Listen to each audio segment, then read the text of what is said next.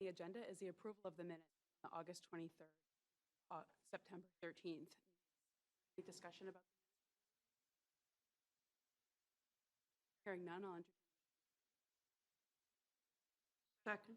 There's a motion.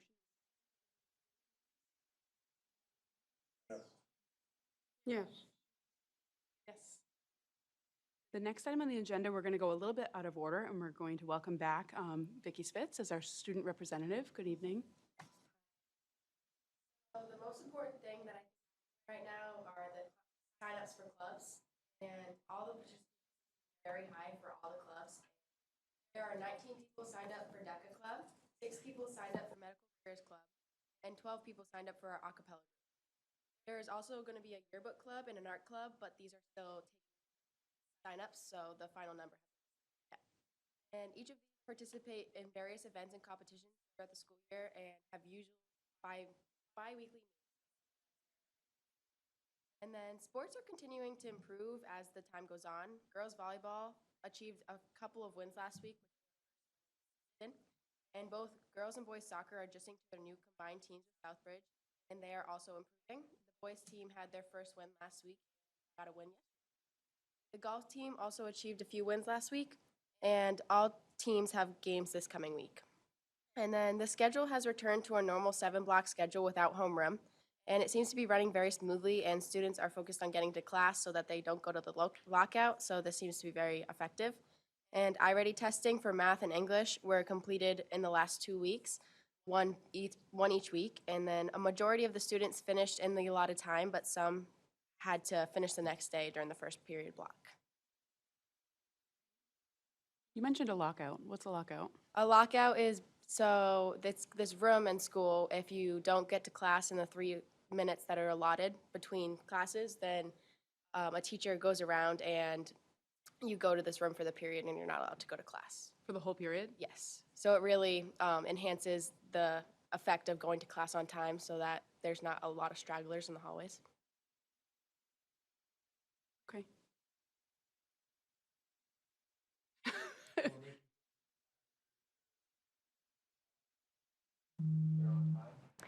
It's my understanding that there was a major issue at Bartlett going on with students being late to class, and it is my understanding that this approach has reinforced the need for students to get to class. I think there's only been 8 students in lockout between now and the beginning of the year, so the students are getting to class, so that's my understanding. I know that when Mr. Collins is here, he can give you more information on it, and maybe you can speak a little bit about it. I know that when I'm walking through the hallways, they're empty these days because kids are in class, and it's for those students who were sort of taking their time. The way it's been explained to me is that if you've gone to lockout once, you don't go back. So I think the structure is to get students to understand the importance of getting into class on time. So it's being reported that it is being effective. Sounds awful, though, the word lockout. But I know that just in a quick review of last year's data and the amount of tardies and kids roaming the halls, I think this method and approach is being effective with getting kids in the classroom. Again, Mr. Collins could probably answer the questions with a little bit more detail than I can, but. So is there data from last year about kids being late for classes and not just for the beginning of the school day? I think there is data for kids being tardy to class. Teachers have to take attendance for every class. And where do they go if they're locked out? Where's the room? The room is B section 113, I think it is. It's one near the fishbowl. They have to go there. Have you been there? No. That's a relief. Okay. Thanks for your updates, Vicki. Any other questions for Vicki before she heads to class? Nice to see you. You as well. All right. See you soon. Thank you so much. Have a great night. Have a good night. So the next item on the agenda is the superintendent's report. Good evening, Dr. Morgan. I'm sorry to interrupt you. We had 2 sets of minutes to vote on. We did. You combine them? We did. I'm sorry, I didn't hear that. Bye. Have a I good- paused. Did you have any discussion about either of them? No, that's okay. Good evening, Dr. Gogan. Hi, everyone. Nice to see you all. I will start my report with a personnel update. We have some new hires that we're pretty excited about. We have a new teacher named Robert Benoit for our 18 to 22 transition program at Bartlett. He will be starting October 11th. We've hired Brian Scully as a cafeteria worker at Bartlett High School, Victoria Kenny as a grade 8 math teacher at Webster Middle School, Connor Labs as a custodian at Webster Middle School, Amanda Quattrelli as our BCBA. We have received a couple resignations, Brenna Montalvo, a para at Webster Middle School, and Michelle White, an ABA at Bartlett High School. And we have received the retirement notice of Cheryl Spink in our business office. She won't be retiring until April. I do want to give a shout out to her. We'll be enjoying every minute and every day with her between now and April. She's been a wonderful part of our team, and we will miss her sorely, but we wish her well. We do have a number of open positions. They are listed in your school committee report. We continue to post and have interviews, and some of these things on your list, I know that I have people coming in the next week to meet with me, so some of those we anticipate filling. Any questions on personnel before I move on? Looks like you're making progress. Under the instructional leadership update, I, along with many principals in the district and some of our DLT members, attended the Edwin workshop to understand data analysis from the systems that DESE has. I was pleased to be able to get a special invite to bring our students to the Massachusetts Manufacturing Mashup at Polar Park on September 16th. That was a fantastic day for our 27 students who attended, and I did tweet some pictures out. The students left really excited about being able to see a lot of different vendors. They participated in 2 hands-on challenges. One was to redesign the popcorn venue for Polar Park with paper and pencil and designs, and then they had to present it to a group of kids. The other one was an airplane design manufacturing, where they had to do 3 stages of developing an airplane. It was all high school students. Lieutenant Governor Kerry Polito was there, spoke to the kids. It was a beautiful day and a fun afternoon for all. I know that the students left with some great ideas, and we made some good connections for later life internships for our students. As you know, we are receiving the Learning Accelerated Network supports through DESE, and we'll be working with TNTP. In your packet is a list of how they're going to be supporting us through Gleam and ELA. We have some meetings scheduled to really fine-tune our dates. We have yet to be informed on who our Gleam contact is through TNTP, but we know that our math lead will be Leanne Davidson. So we have another meeting on Friday to work with the principals on that. There's been several meetings on completing the Innovation Pathways Self-Reflection Report, which is due to the state on September 30th.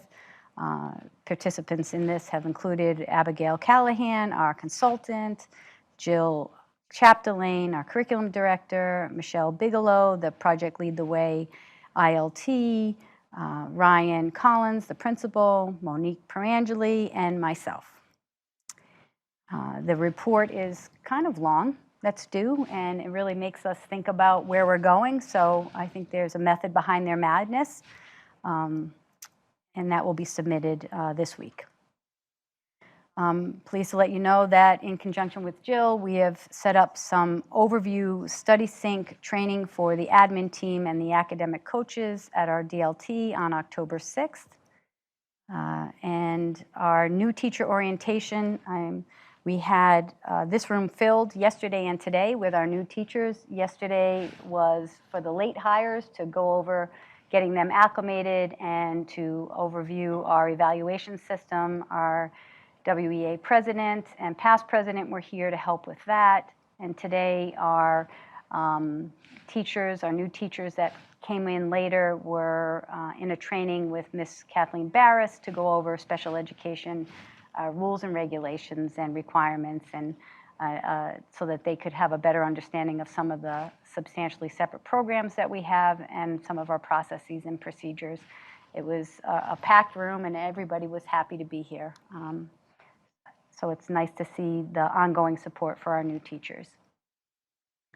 I've been working on the TAG grant with Dr. Mackay for Bartlett and Webster Middle School. That's due October 3rd. The TAG grant application, we've been awarded the TAG grant, but we have to submit how and what we're doing and how we're tying it to our district instructional priorities, which are under the umbrella of sense of belonging in the 4 buckets that I've spoken about before. You'll see some, at a future meeting, you will see some more work on that.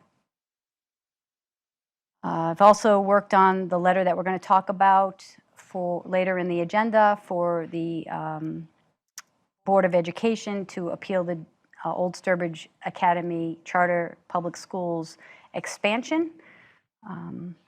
We've had some meetings with our Hill consultant, Alex Stout. She's continuing to work with Park Ave. We've extended our agreement to include our grade 5 teachers. That is an additional $6,000 for a wraparound service for our grade 5 teachers, and they wanted it. So we will use ESSER funds for that.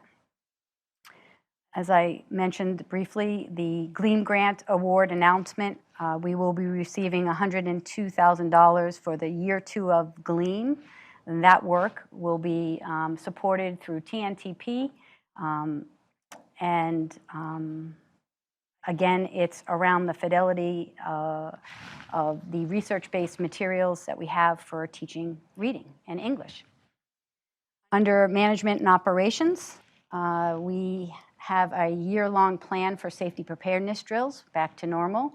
On September 14th, we conducted our full first evacuation of Park Avenue School, and I honestly couldn't be prouder of the staff and the students and the way that the wraparound services from all of our folks in Webster, the police, fire, EMS, were all there on hands, and in 21 minutes we evacuated and accounted for 737 students and over 100 staff.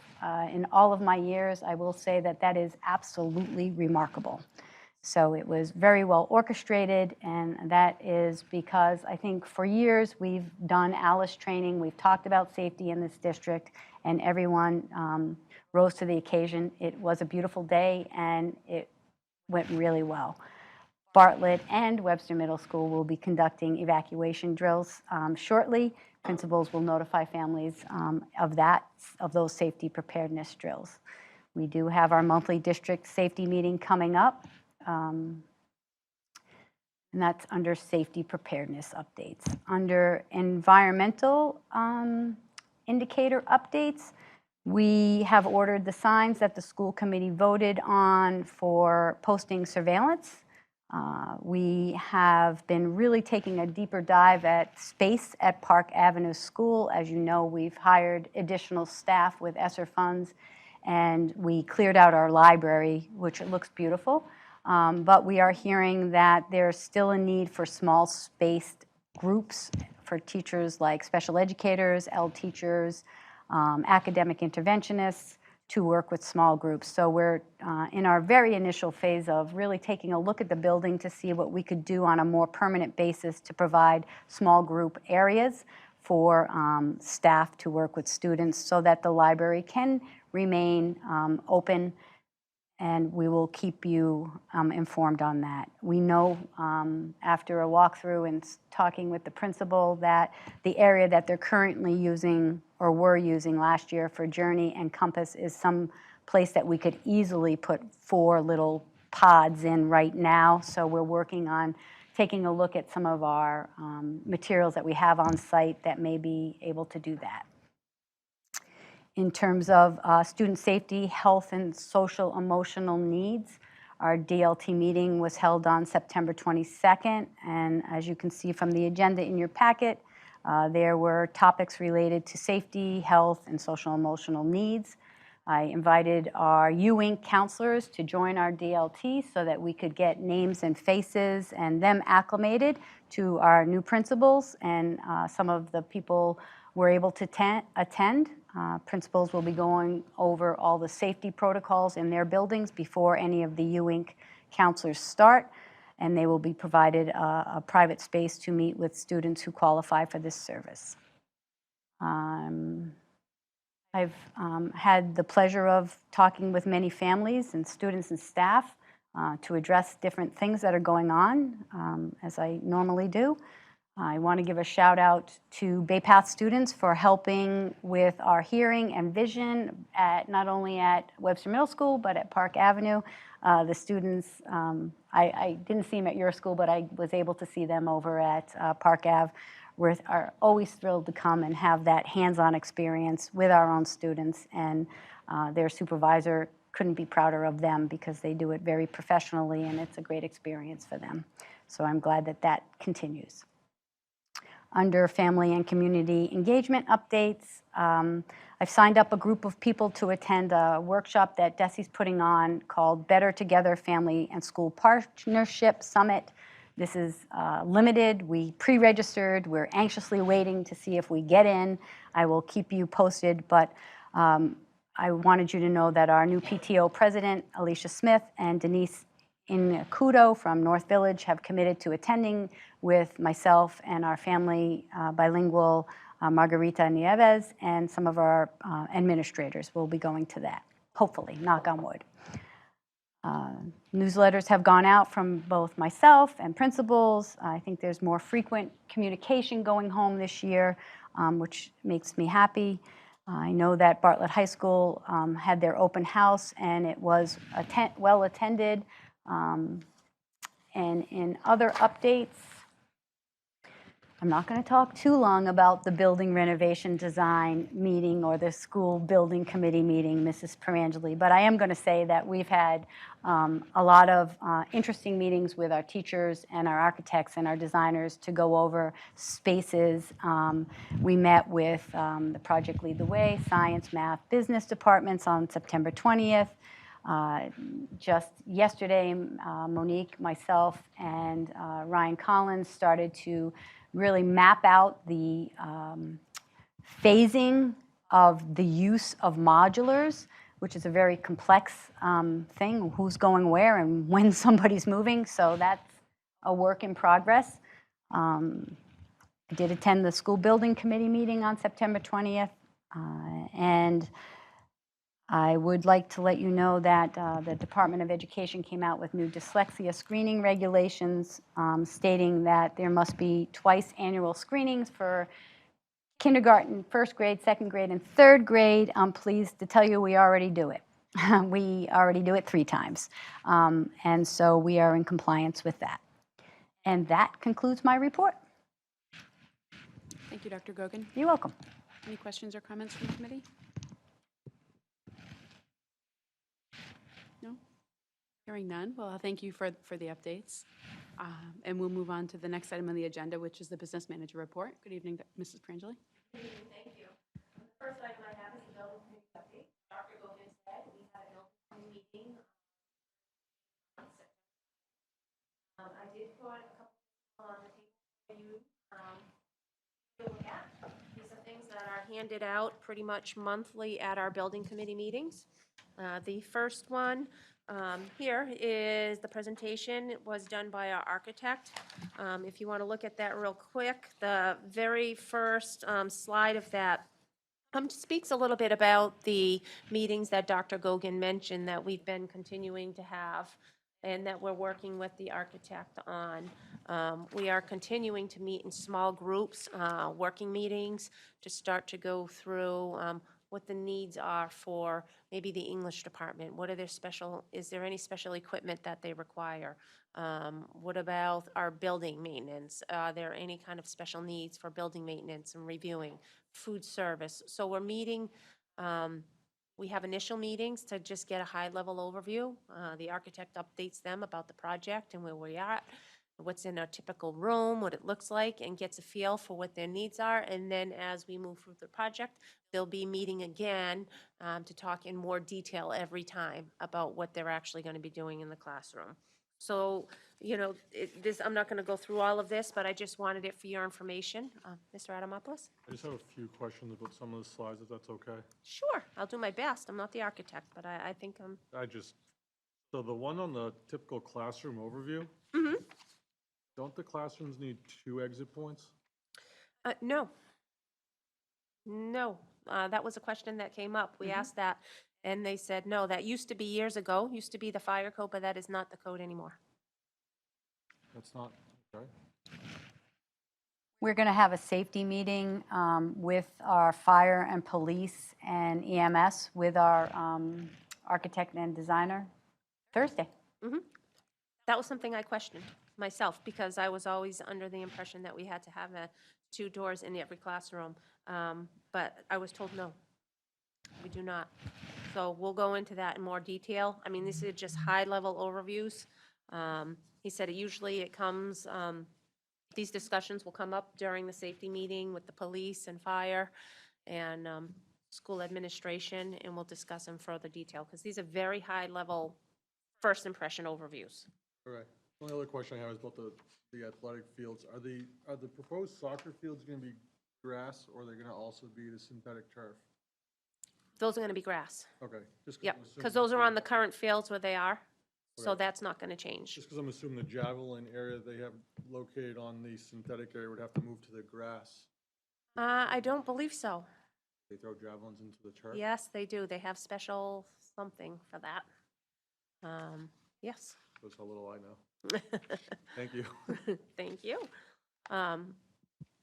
But these are going to be things that we're going to speak with in much more detail. And the architects will be coming to school committee multiple times down the road to answer all your questions. They're happy to come at any point. This is just a high-level overview of the things that were initially, and these are very preliminary things that we're starting to discuss. This is what this phase is working through some of these to get to the initial design development. They send it into the MSBA. The MSBA comes back with questions, and we're going to do this 2 or 3 more times. The second report that I left for you is the OPM report. So this is a monthly report that our OPM gives to the building committee. It talks about the scope of the budget, and it gives you the budget actually of the project and where we are. And then the back page of it has a schedule of the project.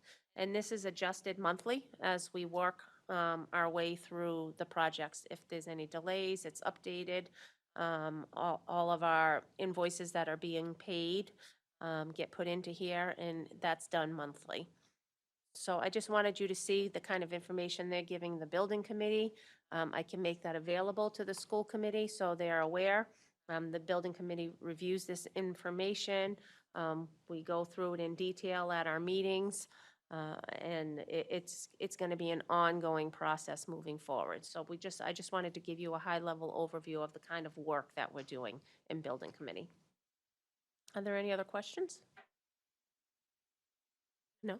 I Not would, on building? I think just related to the classrooms and the entrances, I also had that question. So it'll be interesting to see. It surprised me when he first said that, because I said, don't you need 2? And he said, no, you don't. He said that was the old design years ago. And he said it all depends on code. And he said you do not need to have 2 exits. Because it was also questioned from our teachers, are you going to have all the rooms connect in the back, the doors? Right. And that is not the design. That is not what they do. There's pros and cons to every. He said, for everyone that can argue a certain way, you could argue the other, about safety. So, like I said, these are initial discussions, and it'll certainly get into much more detail when we get into our safety meetings down the road. Okay, thanks. Thank you. And that's it for building. So the next item, I have our maintenance updates. Everything has been pretty quiet in the district on the maintenance. I don't want to jinx myself, We do have a couple good things happening. We, over the summer, had upgraded our camera system at the Webster Middle School. That's always been a project ongoing. We were able to add some more cameras and update our servers. They have been installing the cameras as they come in. Like anything out there, there's been delays with shipping on certain cameras and parts. But as they come in, they're installing them. So they have been installed in the stairways and in the cafeteria. And there is going to be some cameras updated on the outside of the building. And those haven't come in yet. And they're also waiting for one additional camera in the 5th grade wing. But that project is on target and it's working its way through, so we're happy about that. Everything has been good at the high school so far. Nothing major going on. We had some generator work done. We did have to update that because it was not starting. So we are having some repair work done on that. We're having a motor rebuilt. And everything is good at Park Ave. So we continue to keep our fingers crossed that nothing major happens and we can smooth sailing into the school year. And then in other updates, the only couple of things I have is that we have been chosen for food service administrative review. Kind of made me smile. Kelsey got her first email, and this happened to Ellen when she came in her first year. She got an administrative review, and I actually think it's a good thing for a new food service director or somebody coming in new, because it really walks them through the process and it gives them a good handle, a good foundation. I always look at reviews as a partnership. You're learning, it tells you what you're doing well, and it tells you what you need to work on. So I think for somebody coming in new, it gives them a good foundation of where we're at and things they need to focus on. So I've reassured her that don't worry, don't sweat it, that this is a good collaborative process, and I'm sure it's going to be good. So we'll be waiting for our reviewer to call and start scheduling some time to come out, and we'll get through that. And then I continue to work on the end-of-year report. It's due on September 30th. I can tell you that it's not going to get submitted on September 30th. I'm still collecting data from multiple parties, and then it takes some time to upload it. So I will likely be asking for an extension, which I'm sure I'll get another week or two out of that. So that concludes my report. Thank you, Mrs. Perangeli. Thank you. Any questions from the committee? I have a comment and a question. Sure. Going back to those connecting doors, this may seem like a minor thing, but it was an issue even at the middle school. In rooms that had no connecting doors, teachers had an issue about going to the restroom when they needed to, because there was no door to open and ask someone to watch your room. A lot of that, it was a concern at one time. It is for people who don't have that connecting door. And the other is a question about, were the other set of stands ever put together at the football field? Because the last I looked, they were still sitting in boxes up there. They are half put together. So they, and this is what happened. They went up to put them together Labor Day weekend. They started putting together. They were unable to finish. They put everything down on the side with it. It's been stored. They went back to finish the job and multiple parts were stolen. So we had to put in a police report. And we are working with the company to see what the value of those parts are that were stolen so we could finish. So they're half up, but they were not able to be completed because the parts were stolen. So we did report that to the police, and we have a full list of the missing parts that are needed. So we're getting a value on that so we can see whether or not we're going to need to put in an insurance claim or do something for that. Thank you. You're welcome. Any other questions or comments for Mrs. Perangeli? Hearing none. Thank you for your updates, Mrs. Perangeli. Thank you. And the next item on the agenda is the principal report. Joining us tonight is Ms. Peterson from Webster Middle School. Good evening, Ms. Peterson. Good evening, everybody. Have a long list, as you can see. There's a lot of great things going on at Webster Middle School. So we'll start with our open house, which took place on September 15th. We had a very good showing of families and parents. So our grade level teams did 2 presentations each in half-hour sessions, so that parents with multiple students in multiple grades could get to all of their students' classrooms. And then when teachers weren't presenting, their classroom was open for walkthroughs and open discussion. We had a couple of visitors with us that evening as well. We had the DA's office that had an information table, a representative from the Child Nutrition Project Bread. Kelsey and Chris from Webster Public Schools had cookies and water for representing our food service. We had Barbara DiGirolamo from Injury Prevention, Boston Children's Hospital. So it was a very successful night, and we welcomed everybody. As you probably read in Dr. Gogan's newsletter last week, we had Danielle Jalbert, our nurse, submitted a grant through the Bixby Legacy Grant through Hubbard Hospital on behalf of one of our students who has some significant medical needs. And so that grant was awarded at a very lovely dinner, which I was invited to as well at Point Breeze to recognize Danielle and award the family their money for their medical needs. So that was very appreciative from them. I also know that Sarah Phillips did one for Park Ave too, so they were there as well. 2 weeks ago, last week, we had a group of about 15 students and about half a dozen staff members that attended the Suicide Awareness Walk. That took place starting at Polar Park and walked 5K, 3.1 miles around different parts of Worcester, and then ended at Polar Park. It was just really nice day, recognizing and celebrating life. Our students were very well behaved, very inquisitive. They had different groups represented, and they happened to be following behind some of our students, not on purpose. I just happened to be walking around, and we happened to be at the same tables, and they would go up and say, "And what do you guys do?" And so it was just very interesting. They were very polite to everyone, so that we were well represented.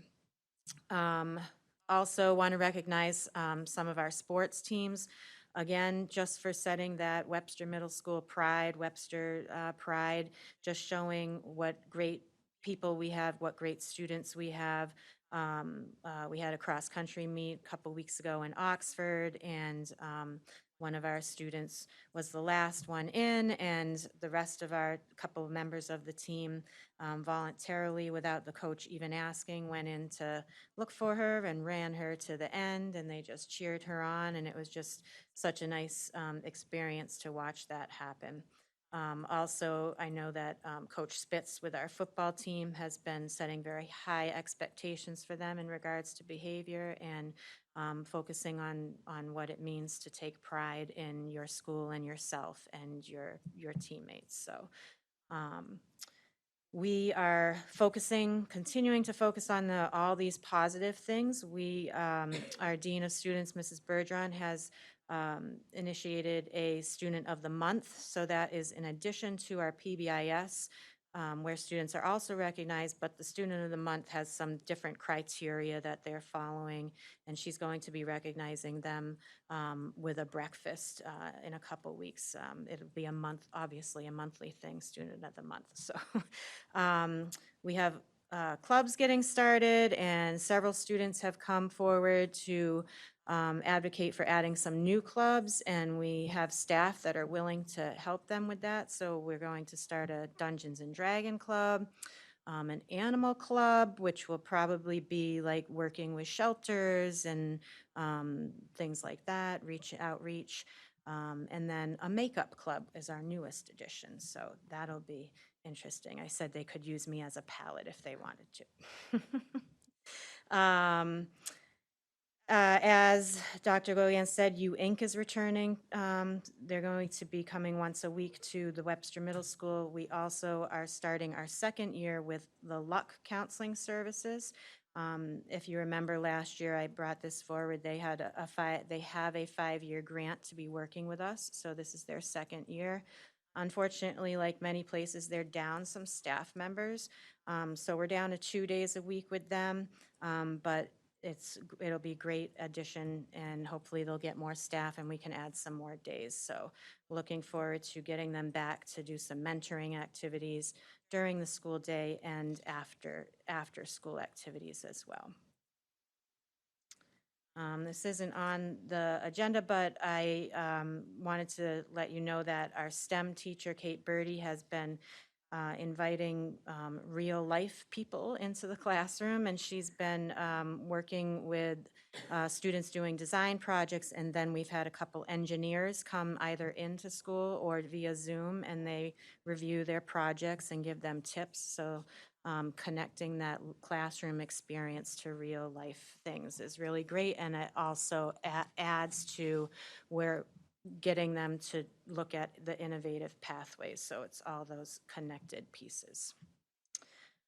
The last thing that I wanted to present tonight is something that we're going to be implementing the week of October 24th called Yonder. Yonder is a cell locking device. We're going to show you a quick video, but I'll just kind of do an overview first. But basically, it's a pouch that every student will have.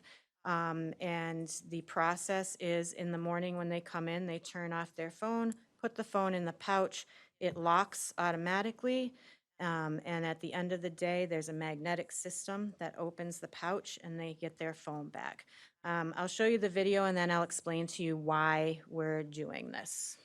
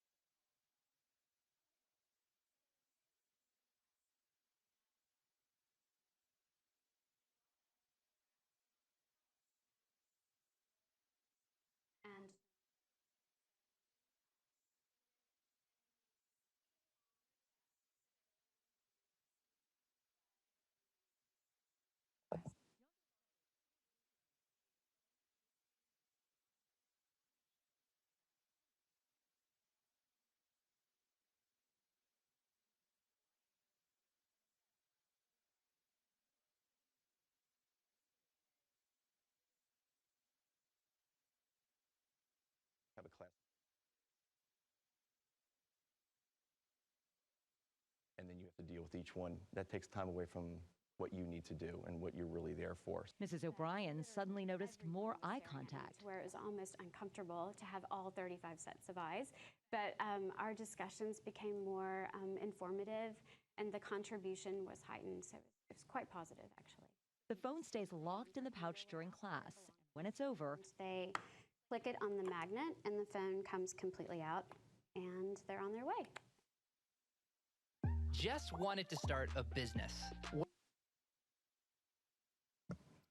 The difference is that ours will be locked all day, not just in one class. So the reason we're doing this is because we have had issues with cell phone use at the middle school.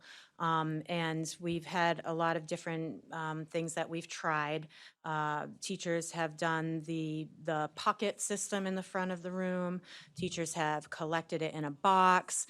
The problem with that is then it becomes kind of the teachers, if something were to happen to the phone, the teachers get blamed because my phone got locked or lost or someone else took my phone. This way it's on their possession. Middle school kids want their stuff. Even when I come across phones and ask them to hand it over to me, just put it on my desk, you'll get it at the end of the day. There's a lot of pushback on that.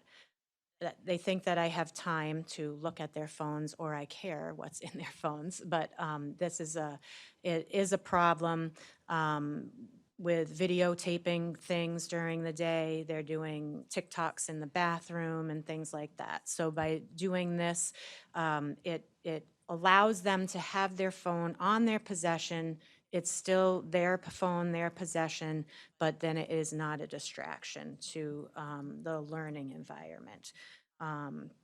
So there'll be a staff training on our Half PD Day coming up on October 7th. The Yonder representatives are going to be presenting that, and then on October 24th, they'll be coming into the school to present to the students as well. So we do have letters to parents explaining this, and we will also need to do an amendment to our handbook. So I'll put that on the next school committee agenda for that to be approved for that. So I'm happy to answer any questions on anything I've presented. Mr. Adamopoulos? Are we getting enough of these for every student in the middle school? Yes, so we have currently 592 students in the middle school. We ordered 590 of them. So are we going to identify each, I guess, pocket with the kid so that someone's not moving them around and then they don't know whose is what phone at the end of the day? Yes, absolutely. So we will have a system of numbering the bags. I don't think it was on that video, but another video that I was looking for to present tonight, they had that system. So just a permanent marker with a number system and matching it with the student. How are we allowing the students to take those home at the end of the day, or are they leaving them here? So that's a good question. I had originally, when I met with the Yonder representatives, I wanted to have magnets in every homeroom so that it would be just easier for teachers to deal with 30 kids, as opposed to what they wanted to do was have a magnet at the entrances, and as they leave, click it.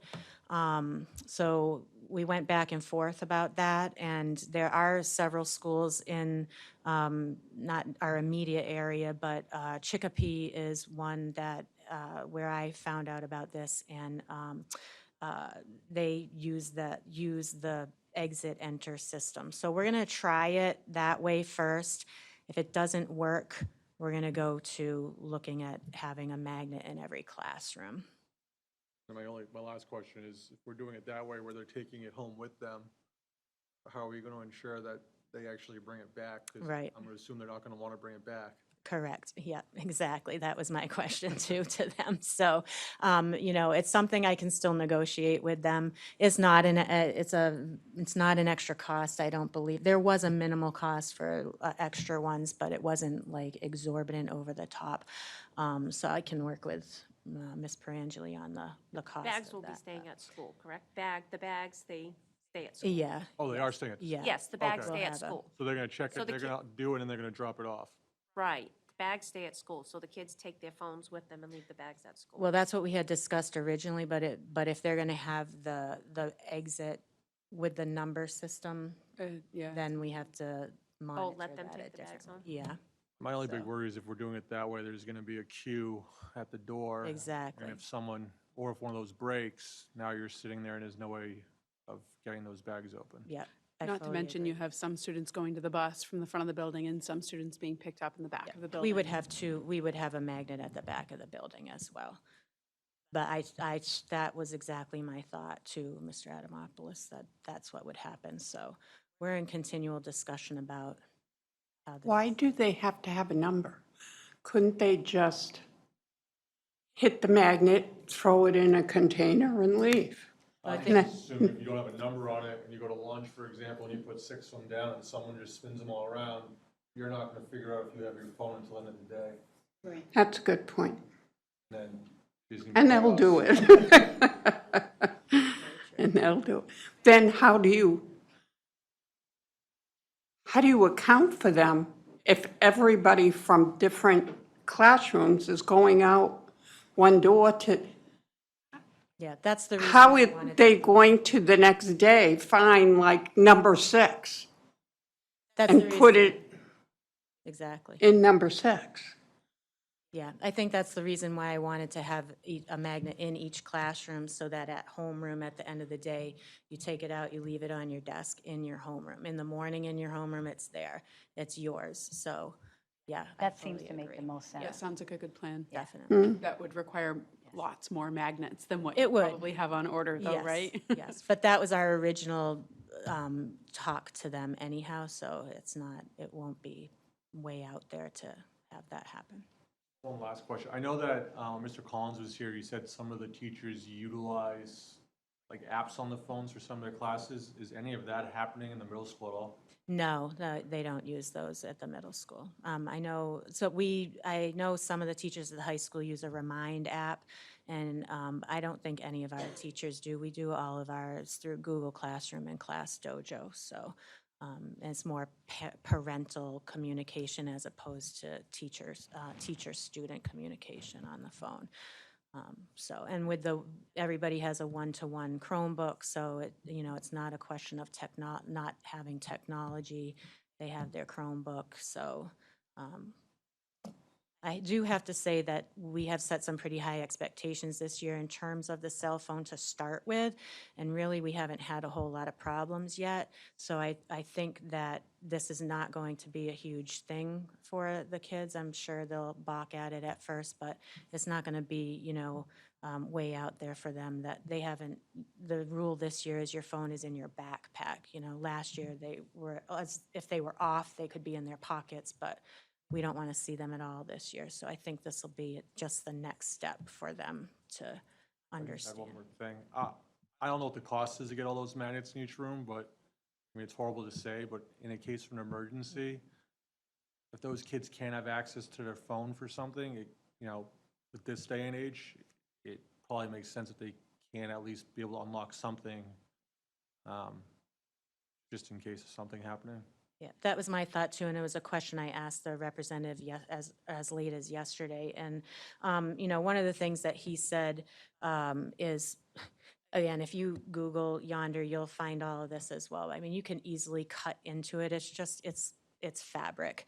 And so if you had to evacuate very quickly and not have the magnet with you, it's a simple scissor cut or a knife cut, cuts it right open.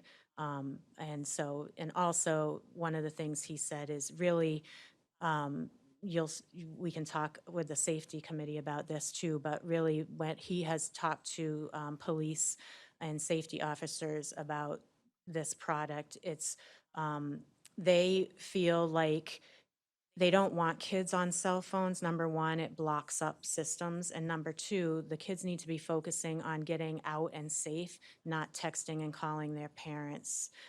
So I get it. I get the parents' concerns about wanting to communicate with your kids, but the safety of them is first, that we need to get them out and in a safe place. So, but yes, it's a cut.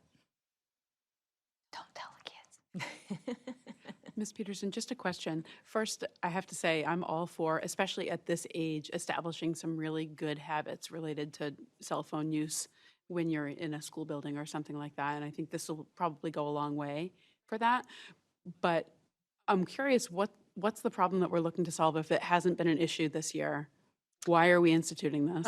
Well, we started looking into this last year when there was a problem, and so I just don't want to get to the point where we are being reactive instead of proactive.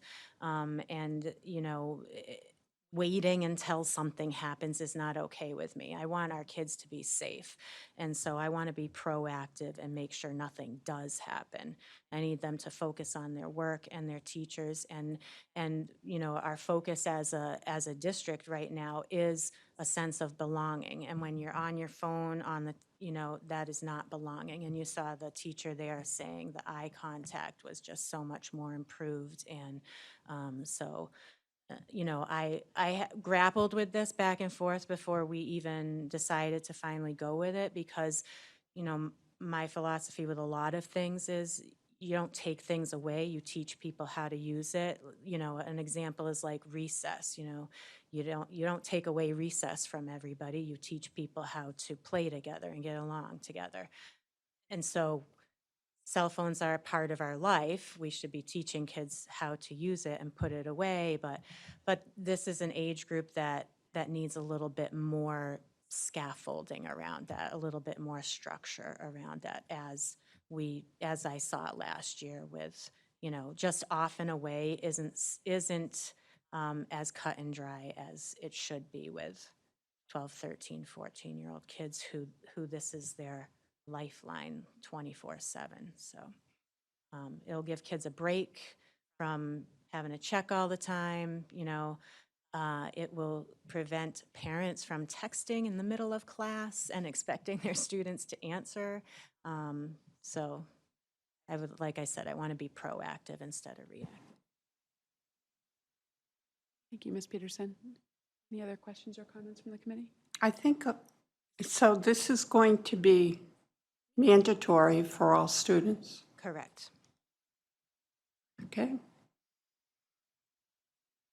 I'll present the letters next week that explain what the process is for follow-up if the students bring a burner phone in or, destroy their pocket or what have you, just like anything else we have in our handbook, progressive discipline or necessary, reach out to parents and whatnot. Thank you, Ms. Peterson. Any other questions or comments related to Ms. Peterson's updates? Hearing none. The next item on the agenda under old business is the approval of signs for Webster Public School grounds. Thanks, Ms. Peterson. Is this Dr. Gogan? It is. We're all out of order tonight. Is that why? Yeah, okay, I'm right here. So the signs that you spoke about were ordered last week to say surveillance. And last meeting, you spoke about posting some signs that were friendly in tone to say to the community, please use our property, but the school students, when it's in use, they come first. And I think there is a draft of some language in the school committee packet. There is. Do you want me to read it? Yes, thank you. I have it. Oh, perfect. Go ahead. Okay. The Webster Public Schools, I don't have the first piece. Welcome to the Webster Public Schools. Fields are available for use by the public anytime they are not in use for school or other organized activities. This field belongs to all of us. Let's all take care of it together. Not that big. It's probably bigger than your standard issue. Yeah, that's a custom. Okay. We're open to suggestions. The only comment I have is just looking at it today again, was just to maybe put field/courts or something along those lines, just because I think the basketball courts was brought up numerous times. I mean, that's just minor, but it just popped in my head today when I reread through it. So I would just ask that maybe it says field/courts on the second line, and then these fields/courts belong to all of us. That's my only suggestion. We're adding 2 words to it, Mrs. Perangeli. Sorry. They can make anything we want. Any other comments or questions about Only that first few words is confusing, because it says, welcome to Webster Public Schools, fields are available. It's all one sentence. Oh, I think it says welcome to the Webster Public Schools, period. There's no period in this There draft. is no but- period. You could just say welcome, I was just going to suggest the same. cut out two, and just say Webster Public Schools fields are available. Because I think the welcome is good to have that. So it sounds Just like, get rid of two. and combine Webster Public Schools with the next sentence, fields are Right. available. Right. Yep.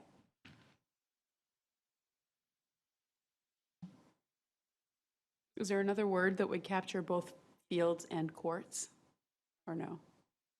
Could also abbreviate Webster Public Schools, WPS. We paying by the letter for these signs? I'm just thinking of structure. Unless we just use like athletic complex or something along those lines. So it's all over the place. That might, that, you know, that athletic complex might not make sense right now, but build this. Would be time to just transition over to the new part. We'll still have the courts, right? Most of the courts. Yeah.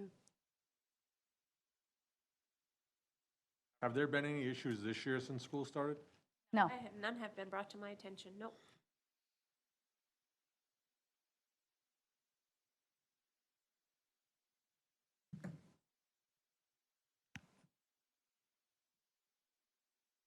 Athletic complex? Is that the committee's desire? Anything else that School grounds is too broad, right?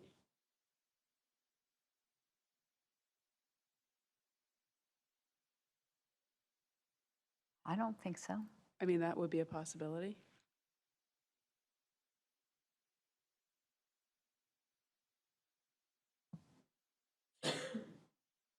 And then so if we were to go with that, you know, welcome, Webster Public School grounds are available for use by the public anytime they're not in use for school or other organized activities. And then we could say, our schools belong to all of us, let's take care of them together, or something like that. You have something else, Ms. that's Radamopoulos? exactly what that popped up as school grounds. Oh, okay.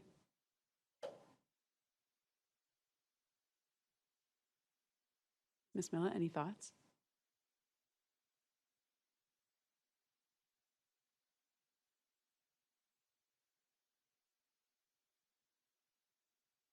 I like school ground just because I think it's all encompassing to the entire property, not just to the courts and the field. So it actually will cover everything inside perimeter.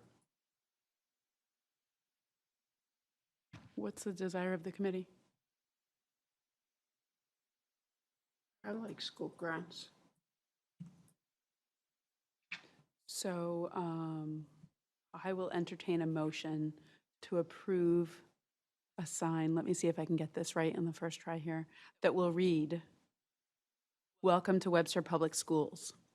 School grounds are available for use by the public anytime they are not in use for school or other organized activities. Our schools belong to all of us. Let's take care of them together." If that's agreeable, I'll entertain a motion. So moved. Second. There's a motion and a second. Lori, would you please poll the committee? Yes. Yes. Yes, motion passes. Thank you. The next item on the agenda is the approval of the letter opposing the expansion of Sturbridge Village Charter School to grades 9 through 12. In your school committee packet is a draft of a letter to the Commissioner Riley and the Board of Education that outlines some reasons why we would be opposed to the expansion of the old Sturbridge Academy Charter Public School. And some of those reasons would include that it would negatively impact our enrollment numbers for Bartlett High School, negatively impact the end results of our approved Bartlett High School renovation project, which is being funded through the Massachusetts School Building Authority and the town of Webster, and therefore negatively impacting the LEA budget, which would impact student programming. And this is a draft of a letter for the school committee to consider.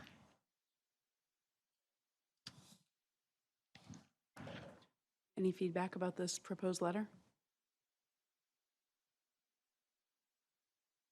Just a couple of questions I had, and they're minor. So in the second paragraph, it says the Webster Public School Board, but I believe at the bottom it says the Webster School Committee. Should it be uniform throughout Yes. the letter?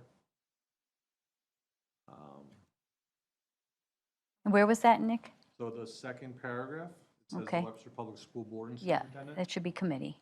And then, okay, and the last paragraph says committee, so that Yeah. will just make it uniform throughout. We can make that. Good catch. And then the only other thing I had was the spacing between paragraph 4 and 5. One that ends in school and then it starts Bartlett High School. On the first page. Okay, The last two paragraphs. spacing. My thing just hasn't, everything else is spaced out. Those two just abut each other. Okay, we will fix that. That's just minor, but I have two other comments too. Okay. And it's also about formatting, not about content. I think the content is great. It looks like the font is different. Is it maybe just smaller? But the bulleted list, the font is different from the rest of the letter. And just a spelling on my name.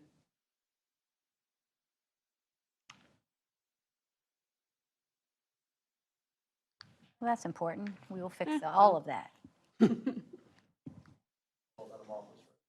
Well, maybe I'm gonna start for that. Took a while for me to say it. So with the proposed revisions that we've just brought up, I'll entertain a motion to approve this letter opposing the expansion of the Sturbridge Village Charter School to include grades 9 through 12. Second. There's a motion and a second. Lori, would you poll the committee, please? yes. Yes. Yes, motion passes. Thank you. Thank you. The next item on the agenda under new business is the acceptance of donations. We have a number of donations. I can maybe list them all out and we can do them all in one. Is that okay? That's perfect. Perfect, okay. So there's 5 of them here. The first one is the Long Subaru Adopt a Classroom. They donated $5,000 to Park Avenue Elementary School. The next is from the Walk Up family. They donated classroom cleaning supplies to Park Avenue Elementary School. The next is Anna Whitted and Webster 5 Bank, who donated 25 backpacks with school supplies, also to Park Avenue Elementary School. Arts and crafts supplies donated by the Fournier family to Webster Middle School. And Kay Brown, who donated a backpack with supplies to Webster Middle School. Is there any discussion about any of those donations? Or Dr. Gogan, did you want to talk to us a little bit about them? I want to thank everyone on that list for continually donating to our students and staff. We are always overwhelmed with gratitude when we receive a small donation, a large donation. It's awesome, and I know this year each of our principals were thrilled to have all these things come to them. So I just want to publicly thank everybody on the list for their ongoing contribution to the ongoing improvements of our district and really making the beginning of the school year special for some of our students who may not have a new backpack or may not have the supplies that they need.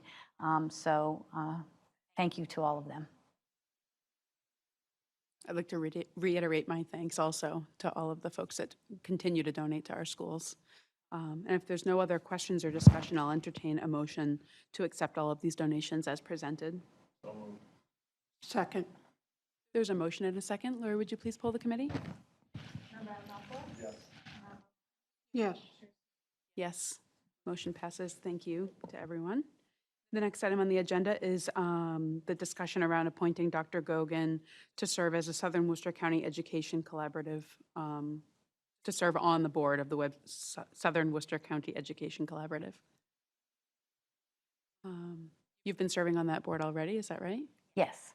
It's part of the superintendent's role, and every year we have to appoint me to do it again. All right. Any discussion about that? I will entertain a motion to appoint Dr. Gogan to serve on the board of the Southern Worcester County Education Collaborative. Second. There's a motion and a second. Lori, would you poll the committee, please? Yes. Yes. Yes. Motion passes. Congratulations, Dr. Gogan. Thank you. The next item on the agenda is to appoint Superintendent Gogan to serve on the Central Massachusetts Collaborative Board. Another annual Yes, appointment, another correct? annual appointment. I've been serving on that board since I've been here. I am now their new chair, so I sure hope you appoint me. Another congratulations is in order. I'll entertain a motion to appoint Dr. Gogan to serve on the Central Massachusetts Collaborative Board. Second. There's a motion and a second. Lori, would you please poll the committee? Yes. Yes. Thank you. You're welcome. Thank you for representing us. The next item on the agenda is to appoint me, Chair Siddiqui, to be designated signatory on the Bartlett renovation project. So as we move through the project, there's going to be our signatures that go through, and instead of having, because right now the legal point to the Webster School Committee, that requires all of your signatures. Yeah. Allowed to sign. Will update.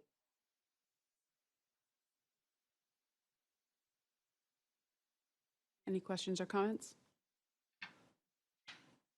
Hearing none, I'll entertain a motion to appoint me to be the signatory on the Bartlett renovation project. Second. There's a motion and a second. Lori, would you pull the committee, please? Yes. Yes. Yes. Motion passes. And then the next item on the agenda is the approval of surplus items, and that's outdated technology devices, outdated items from the Webster Middle School Nurse's Office. Angeli? Sure. So in your packet, you have a list of technology surplus. I can say that we have picked through that and used it for parts as much as we can. There is no value to it, and it is ready for disposal. And on the nurse's equipment, that is outdated equipment that she has had for a long time. Many of it is not, much of it's not in use, and our iStations, we had to update by code. They're outdated, they're old, they can no longer be used, so there's no value to those. So we are looking for permission, Joe, surplus. Are there any questions or comments from the committee? Hearing none, I will entertain a motion to declare surplus items of outdated technology devices and outdated items from the Webster Middle School Nurse's Office, and to direct the Assistant Superintendent for Business and Finance to auction off, donate, or otherwise recycle or dispose of these materials in conjunction with the provisions of Mass General Law 30B. Second. There's a motion and a second. Lori, would you please pull the committee? Yes. Yes. Yes. Motion passes. Next on the agenda is the review signing of warrants, transfers, and vouchers.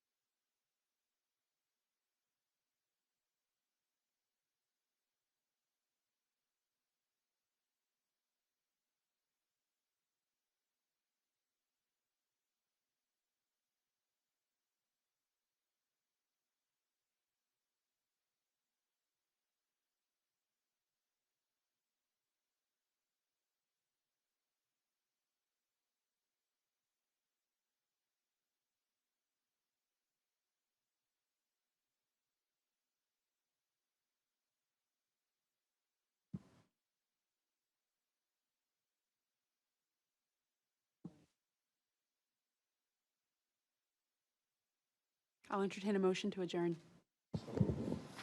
Second. There's a motion and a second. Lori, would you please poll the committee? Yes. Yes, meeting adjourned. Good night, everyone.